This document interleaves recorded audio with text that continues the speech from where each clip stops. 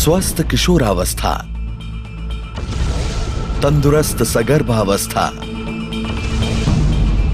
सफળ માતૃત્વ અને નિરોગી બાળપણ. આ છે આપણા ગુજરાતની આજની તસવીર. એ તસવીર જેના નિર્માણમાં સમાયેલું દીર્ઘદ્રષ્ટિપૂર્ણ આયોજન, 10 વર્ષનો અથાગ પુરુષાર્થ અને હજારો કર્મયોગીની કર્તવ્યનિષ્ઠા. મહિલા અને બાળ વિકાસ વિભાગ તંદુરસ્ત ગુજરાતનો શિલ્પકાર. ગુજરાતની લાખો સગર્ભા અને ધાત્રી માતાઓ, કિશોરીઓ તથા બાળકોના સ્વાસ્થ્ય, તંદુરસ્તી અને પોષણનું આ ફૂલ ગુલાબી ચિત્ર કંઈ રાતોરાત આકાર નથી પામ્યો. 2001માં માનનીય મુખ્યમંત્રી શ્રી નરેન્દ્રભાઈ મોદીએ સત્તાનું સુકાન સંભાળ્યું. રાજ્યના સર્વાંગી વિકાસ માટે કિશોરીઓ, માતાઓ અને બાળકોના સ્વાસ્થ્ય અને તંદુરસ્તીનું મહત્વ સારી રીતે સમજતા મુખ્યમંત્રીશ્રીએ મહિલા અને બાળ વિકાસ વિભાગ નામના અલાયદા વિભાગની શરૂઆત કરી. આજે આ વિભાગના નેજા હેઠળ રાજ્યમાં સંકલિત બાળ વિકાસ સેવા યોજનાનું અસરકારક અમલીકરણ થઈ રહ્યું છે અને રાજ્યના 18,500થી પણ વધુ ગામડાઓમાં 50,000થી પણ વધુ આંગણવાડીઓમાં મહિલા અને બાળ વિકાસ વિભાગ તથા આરોગ્ય અને પરિવાર કલ્યાણ વિભાગના અસરકારક સંકલન દ્વારા 16 લાખથી પણ વધુ સગર્ભા અને ધાત્રી માતાઓ, કિશોરીઓ તથા અંદાજે 28.6 લાખ બાળકો પૂરક પોષણ, રસીકરણ, આરોગ્ય તપાસ, રેફરલ સેવા, પૂર્વ શાળાકીય શિક્ષણ તથા પોષણ અને આરોગ્ય વિષયક શિક્ષણ જેવી સેવાઓનો લાભ મેળવી રહ્યા છે. ICDS યોજનાને વધુ સક્ષમ અને સુદૃઢ બનાવવા તથા લાભાર્થીઓની સુખ સુવિધાઓ માટે રાજ્ય સરકારે નવું સૂક્ષ્મ પોષક તત્વોયુક્ત ready to cook premix packets રસોઈ શો વાનગી નિદર્શન, આંગણવાડીના બાળકોને પૌષ્ટિક ગરમ નાસ્તો, ફળ અને દૂધ વિતરણ, કિશોરીઓને પૂરક પોષણ, અંતરિયાળ વિસ્તારો માટે 46 મોબાઈલ આંગણવાડી વાન, આધુનિક સુવિધાઓ સાથેના આંગણવાડીના નવા મકાનો નંદઘર, આંગણવાડીઓને વીજળીનું જોડાણ અને વીજ બિલની જોગવાઈ,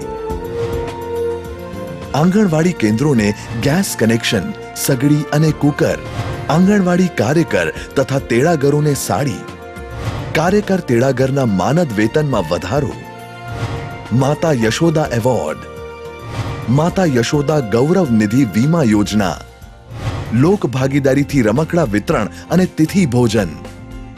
લાભાર્થીઓના આરોગ્યની તપાસ માટે દર મહિનાના કોઈ એક બુધવારે મમતા દિવસ અને મમતા તરુણી દિવસ, દર મહિનાના ચોથા શુક્રવારે અન્નપ્રાશન દિવસની ઉજવણી જેવા અનેકવિધ નવતર પગલાઓ ભર્યા છે. સગર્ભા અને ધાત્રી માતાઓ, કિશોરીઓ તથા બાળકોના પોષણ અને તંદુરસ્તી માટે રાજ્ય સરકાર તો નિરંતર અને વ્યાપકપણે કામગીરી કરી જ રહી છે, પરંતુ ગુજરાતની આવતીકાલને તંદુરસ્ત બનાવવાની આપણી પણ એટલી જ સહિયારી જવાબદારી છે. રાજ્ય સરકારે તો આપણા ઘર આંગણે લાભાર્થીઓ માટે આટલી સવલતો ઉપલબ્ધ કરાવી છે, પરંતુ આપણા ગામની દરેક સગર્ભા ધાત્રી માતા, કિશોરી તથા ભૂલકાઓ આ સેવાનો પૂરતો લાભ મેળવે એ આપણી જવાબદારી છે. ICDSને સુદૃઢ બનાવવા અને સ્વસ્થ ગુજરાત નિર્માણ માટે આપણે આટલું કરવાનો નિર્ધાર કરીએ. શિશુના જન્મ બાદ પ્રથમ કલાકમાં જ સ્તનપાનની શરૂઆત અને 6 માસ સુધી ફક્ત સ્તનપાન જ કરાવીએ. 6 માસ પૂરા કર્યા બાદ બાળકને સ્તનપાન ઉપરાંત પૂરક આહારની શરૂઆત કરીએ. સાથે સાથે 2 વર્ષ સુધી બાળકને સ્તનપાન કરાવીએ.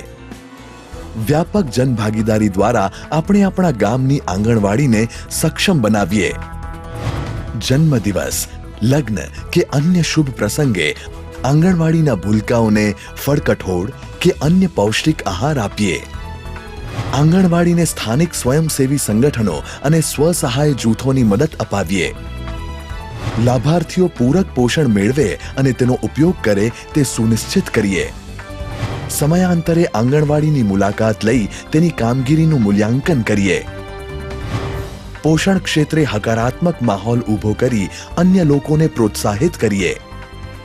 પોષણ ક્ષેત્રે શ્રેષ્ઠ પરિણામો હાંસલ કરવા રાજ્ય સરકારે મક્કમ નિર્ધાર કર્યો છે.